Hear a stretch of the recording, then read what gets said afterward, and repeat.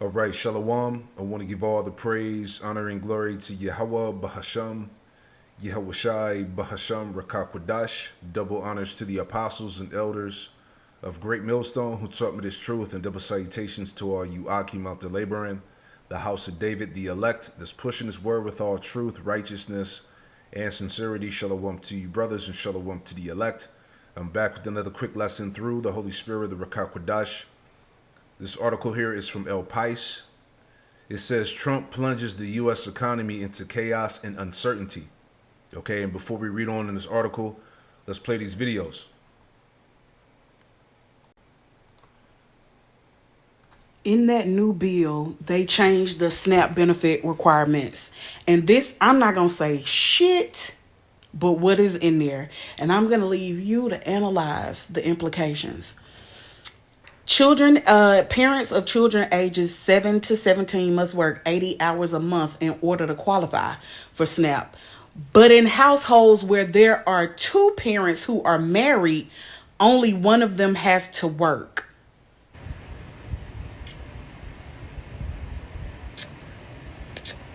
Woo! I guess that disqualifies y'all. Man, you see, these women are about to be hurt. Okay, like the scriptures say, the vintage shall fail. They shall lament for the teats. This is Isaiah 32 in verse 9, and it reads, it says, "Rise up, you women that are at ease. Hear my voice, you careless daughters. Give ear unto my speech. Many days and years shall ye be troubled, you careless women. For the vintage shall fail, the gathering shall not come. Tremble, you women that are at ease. Be troubled, you careless ones. Strip you and make you bare and gird sackcloth upon your loins. They shall lament for the teats, for the pleasant fields, for the fruitful vine. Upon the land of my people shall come up thorns and briars, yea, upon all the houses of joy in the joyous city."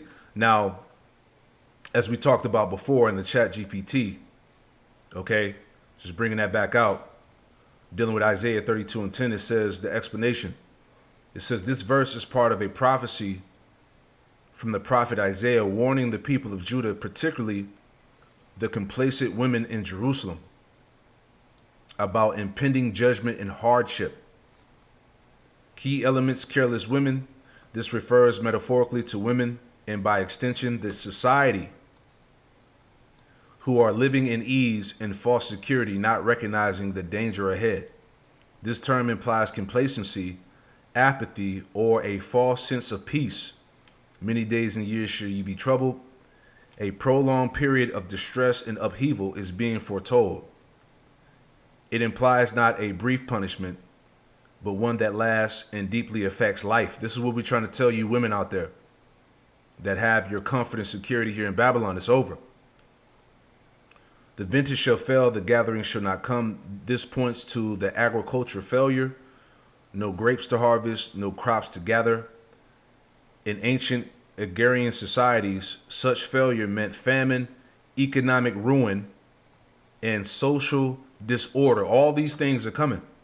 All right? Again, Sirach 5 and 7, Ecclesiasticus chapter 5, verse 7, "Make no tarrying to turn to the Lord.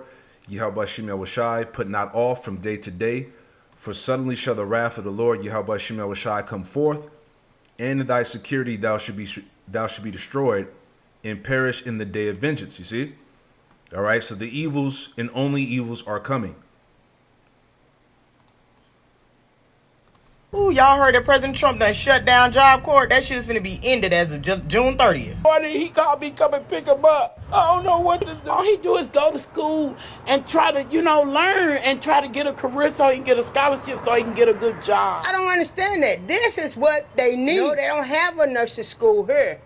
Once she had finished this school for 6 months, they was gonna send her out of town for the schooling for nursing. So now, I don't know what she gonna do. Oh, no. Mind you, he done pardoned all these prisoners with NBA Youngboy and blue collar crime, government officials and all this shit. And he done released the dang on big time gangbanger man, Larry Hoover. He got thousands of kids finna be out on the street because half of them, their parents done kicked them out and put them out and told them gonna go to Job Corps. They literally drove up to Job Corps, dropped their ass off, and left them there. I done seen the whole Super on TikTok, so they finna go in and start gang banging about to breaking y'all's homes and steal y'all shit. I was y'all better start requesting President Trump to bring that goddamn shit back, because do y'all know how many of them little badass kids they finna release? Ain't no fan of Job Corps, because we already know when you go there, you either gonna be, you know, the girl way or the boy way, because they be confused as hell when they go to the damn Job Corps. I went to Job Corps myself. I didn't end up completing and stuff like that, but the way that people's lives transformed when they went there. Then all them kids, them be the badass kids that didn't even finish high school yet. So we already know.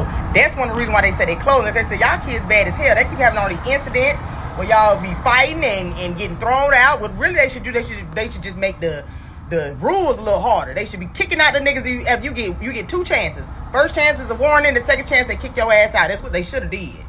They been shut down the one in Atlanta.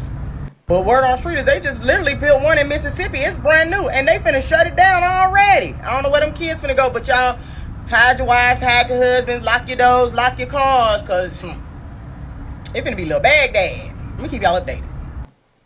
So you see all types of different government programs and benefits are being cut. All right. So that crash out spirit is about to be running rampant throughout society. All right, Isaiah 33:6, it says, "In wisdom and knowledge shall be the stability of thy times." All right, we're getting ready to see a lot of mental instability. All right, people crashing out, people losing it. Okay, because at this point, when they continue to remove these programs and benefits from the government, those as we read about those the fruitful vine, you know, the teats and all of that, people are not going to have anything to lose.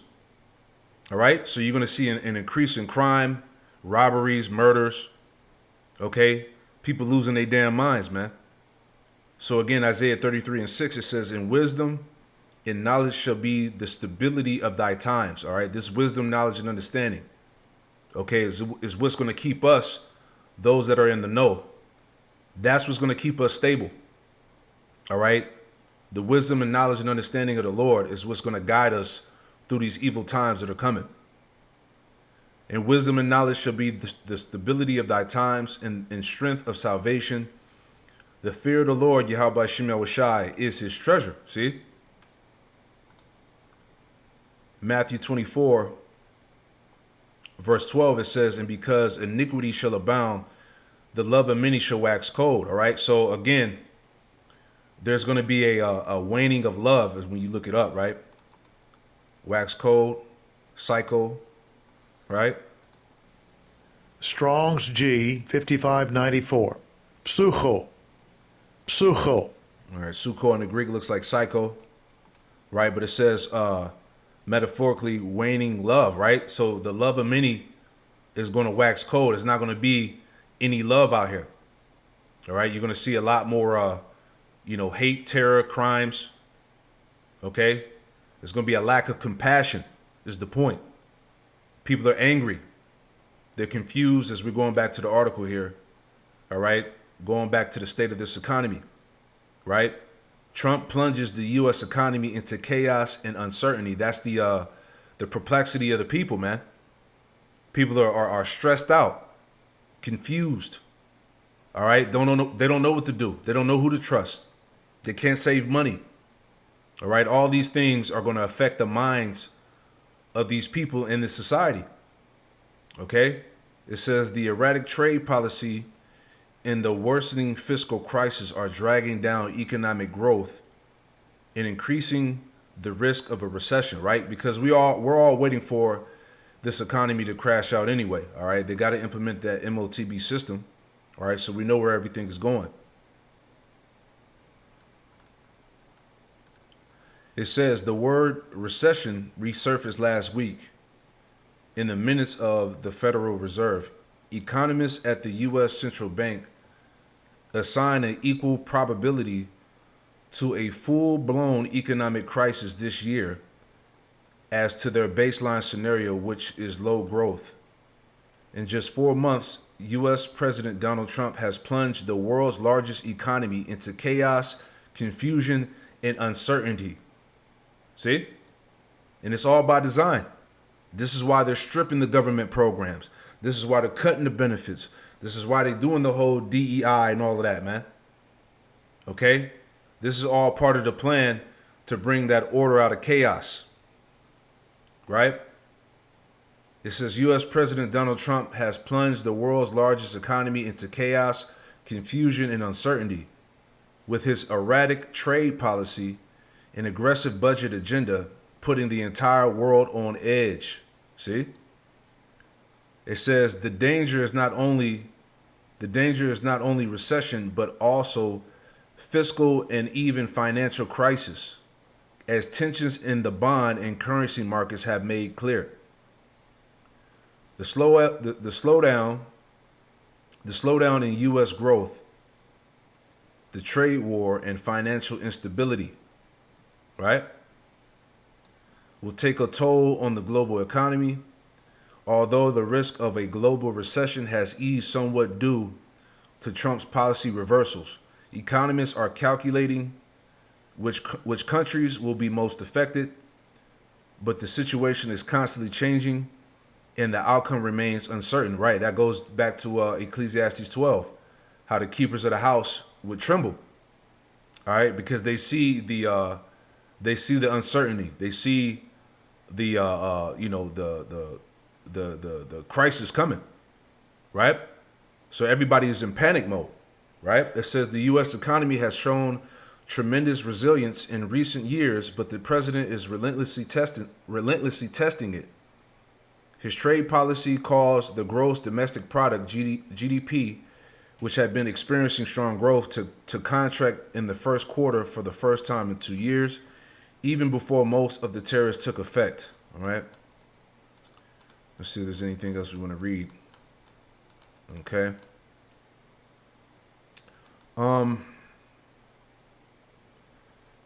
So it says, quote, the courts are playing an increasingly important role in the tariff dispute, increasing the confusion and prolonging the uncertainty that continues to roil financial markets, says Bob Schwartz, an economist at Oxford Economics. Quote, the legal battle is just beginning, and the fog of uncertainty will continue to cover the economic landscape for the foreseeable future. All right. So it's all downhill. Okay, as we bring out. And that's the point. Let's grab some more scriptures, man. Just wanted to bring this out in a quick lesson just to show you where everything is going. Right? This is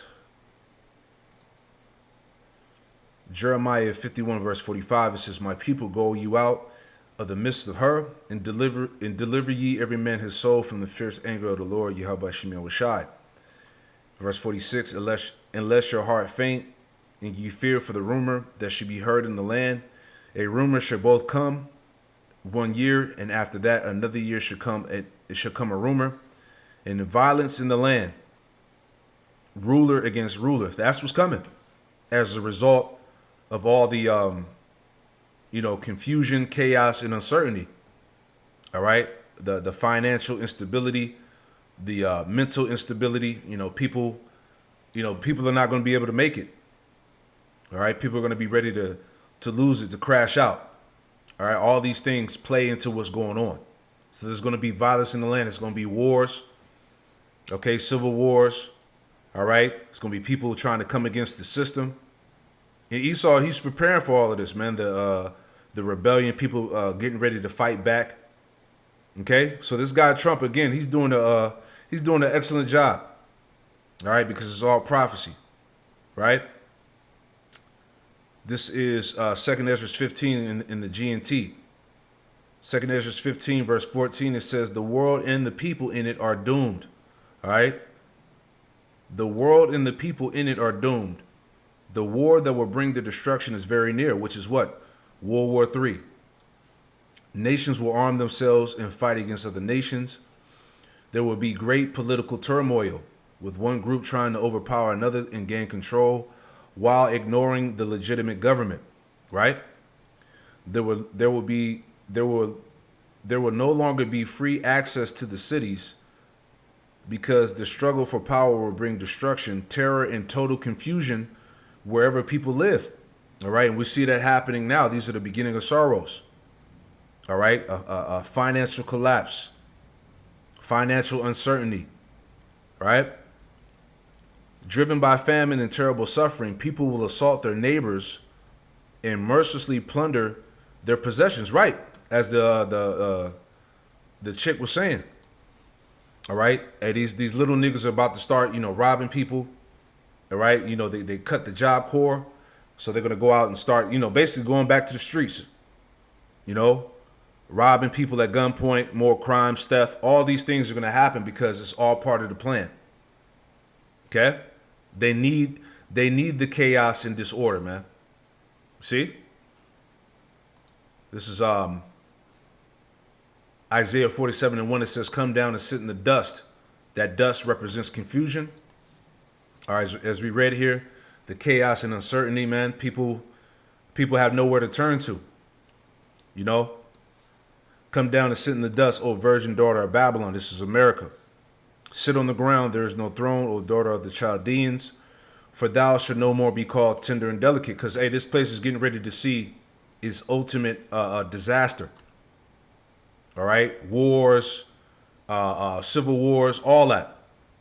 All right? Remember, the collapse is going to happen from within. Okay? So it's not much time left. All right? Ezekiel 7:23, it says, "Make a chain, for the land is full of bloody crimes, and the city is full of violence." All right, and this is applying to Israel, but you can apply it to Esau and America too. Right? Verse 24, "Wherefore I will bring the worst of the heathen, and they shall possess their houses, and I will also make the pump of the strong to cease, and their holy places shall be defiled." Right? Because, hey, we're getting ready to see martial law. All right, they've activated the troops, to pretty much get ready to patrol the streets, man. All right, Esau's arming up with those damn, martial law troops, the police force, the ex-military. All right, these deputized Edomites. All right, it's getting ready to go down out here. Verse 25, "Destruction cometh, and they shall seek peace, and there shall be none." There's no peace coming, right? Mischief shall come upon mischief, and rumor shall be upon rumor. Then shall they seek a vision of the prophet, but the law shall perish from the priest, and counsel from the ancients. Yeah, because that's another thing. When all this stuff is going down, it's going to be a famine of the word, man. Okay? "The king shall mourn, and the prince shall be clothed with desolation, and the hands of the people of the land shall be troubled." See? "In the hands of the people of the land shall be troubled. I will do unto them after their way, and according to their deserts will I judge them. And they shall know that I am the Lord Yahweh Shem Yahushai." So it's coming. All right, everything is being set up for the ultimate disaster. All right, more strains, more pestilence and plagues. All right, it's all about to hit. You see, so that's where everything is going. You see, so I pray this quick lesson was edifying, man. Hey, shalom.